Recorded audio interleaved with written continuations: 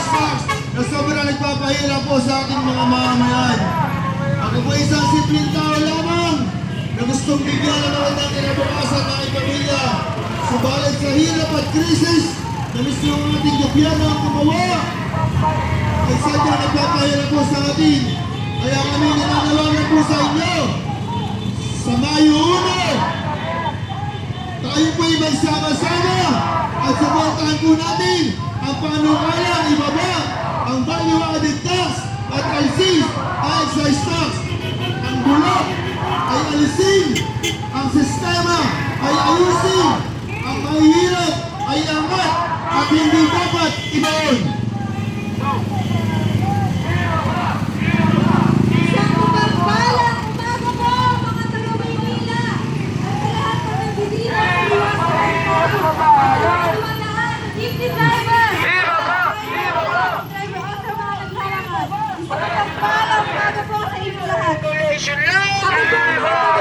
Distrito ay nagboluntaryong pupunta dito sa Manila upang maniwala sa isang layunin. Ang unang distrito, maraming salamat po. Isang pagpapayaro po ulit sa ating lahat. Sa lahat po ng tao na ating pagpapapagiging sa kawasang kolokasyo. Muli po, dahil po ang mga batanggenyo, mga alwenong na sipasin ang aming sarili. Mula Batangas, ay nagpapapag po sa pagkilaan ng mga magawa ng distrito upang kapatid sa inyo ang aming rin ukol sa pagtaas ng value-added tax na napapalitan sa mga Pilipino. Bilang sa mga katawa, ay nahihirapan kami kung paano pagkakasyahin ang nalilita namin sa araw-araw dahil sa pagtaas ng mga hinihin. Hinihin na kami. Amin nila sinasabi na nagalit kami mga magkatawa. Pero ang galit namin mga duwala dahil ang galit namin ay nagmumula sa mga paglaban para sa dignidad at bawat sa mga gawa. Hindi po kami naparito para sa inyo mga magkaway. Naparito po kami upang ipapagay sa inyo ang aming galing dahil marami na po naghihirap sa mga Pilipino.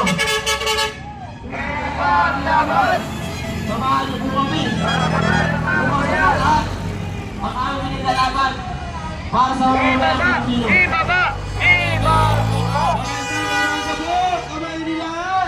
Magandang umaga po, iwas sa Bonifacio. At magandang umaga rin po sa mga kasama ko wala sa unang distrito. Kami po mula sa laliwigan wala sa unang distrito. Kami po samahan ng magka-tricycle driver sa unang distrito ay nagsadya dito sa liwasan Bonifacio upang madinig ang hirap ng aming kalaban. Hindi lang kami, kundi ang buong sambayang Pilipino sa pagtaas ng gasolina, sa pagtaas ng langis, at pagtaas ng bus na gusto namin bumaba sa kadahilanan ng papahirap sa bawat isa sa aming Pilipino, bawat isang tricycle driver, bawat isang building driver, bawat isang bus driver, at tanggalin ang exit tax na nagpapahirap sa bawat sambayang Pilipino. Kailangan sa bawat pagbili mo natin ay may tax na nakakibat. Hindi mo kailangan ng ayuda namin mga driver. Ang kailangan po namin ay aksyon at solusyon, hindi po korupsyon.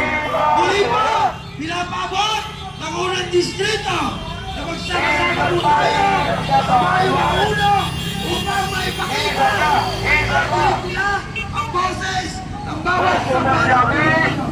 Kami po, mula unang distrito sa lalawigan ng Batangas ay nandito upang ipatinig ang boses ng bawat isang Pilipino.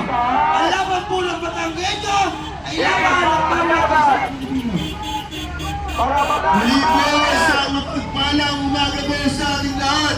Sa lahat po ng mga ginagustang umagaan. Sa lahat po ng mga tao nakakadinig sa aming mga tinig. Sa mga ipapakita po sa inyong lahat. Kami ba mga taga ng distrito ay nagpunta po dito sa Kamaynilaan upang kalampagin po ang ating gobyerno sa bulok na sistema kanilang pinamahayuan. Kami po ay nananawagan sa inyong lahat tayo po ay sumuporta sa panawagan na ibaba ang mayroong ligtas at alisin ay sa staff na nagpapahirap sa sambayan ng Pilipino. Kayong mga nasa gobyerno, hindi po titigil ang mga tagaunang distrito hanggat hindi niyo po isinusulong ang panukalang ibaba ang alisin sa staff. Kaya nananawagan po kami sa lahat ng mga bayan na nakakadinig po sa amin. Tayo po'y magpunta bukas sa Mindala upang suportahan ang panukalang ito. Magpapalang umaga po. Driver, bus driver, lahat po ng nakakarinig na mga taga-Maynila.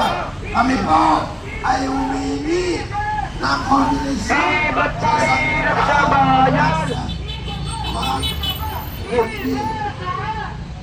Kami po kaya nandito ay para pakinggan ng sambayan ng Pilipinas. Kami po nakapakinggan ay lalaman ang pangmuli. Muli po kami ay tagumpay ninyo. Bukas na po, maiintindihan ng mga Batanggenyo. Inaasahan namin ang siporta nyo. Mga kababayan kong Pilipino at kayong mga kaibigan. Mga kababayan, ay parating nyo sa mga kaibigan, magulang, kapatid, na lumalaban ng Batanggenyo. Nakikipagpapalala sa kalsada. Sana po, makita nyo ang ginagawa namin sa Merisa para sa inyo, bayan ko. Salamat po ng marami sa taga-Maynila na narinig ang aming mga inahin na Batanggenyo. Maraming salamat po. Nakakataba po kayo ng puso. Ang mga busina po lamang nyo ay kailangan namin. Maraming salamat po sa mga taga-Maynila at sa mga Pilipino. Magandang umaga, Kamaynilaan. Basura! Distrito ng Batangas ay nagsadya dito sa Kamaynilaan upang isulong at iparating na maliliit na mamamayang Pilipino. Na isa sa nakakaranas ng kahirapan dahil kami po ay narito at nagsadya upang iparating na ibaba na nagpapahirap sa mga Pilipino. Maraming salamat po sa inyong lahat. Nag-iisa sa bawat jeepney driver, bus driver, mga motorista, mga private na sasakyan. Maraming salamat po sa inyo. Bukas, magkita-kita po tayo. Mayo o uno, pinagpapalala natin at parating sa ating matutulong na gobyerno ang inahing ng bawat isang Pilipino. Mapagpalang araw sa ating lahat at sa lahat ng nakakarinig dito sa liwas ng grupo. Muli na pinagsama-sama dito upang sigaw at panindigan upang makarating sa taas. Presyo ng labis, ibasura.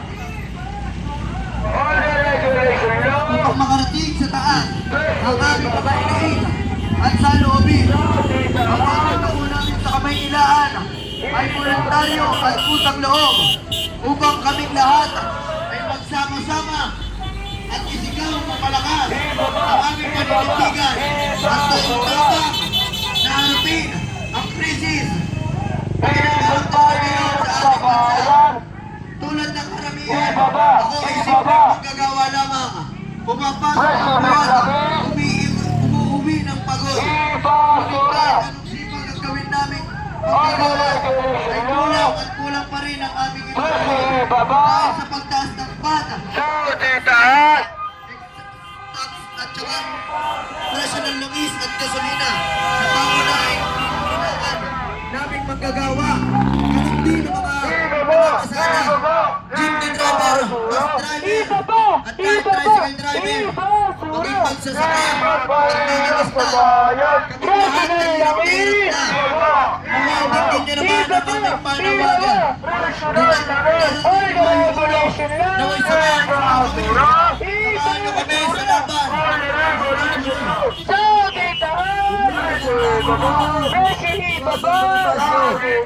Kami ay hindi dito upang ipatid sa inyo presyo ng bibi, pamalayas ng langis, alisin ng ban, Ibaba! Ibaba! sa lamang ito upang may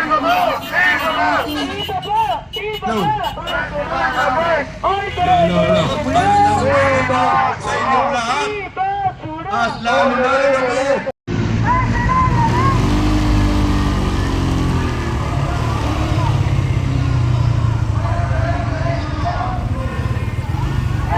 Ibaba!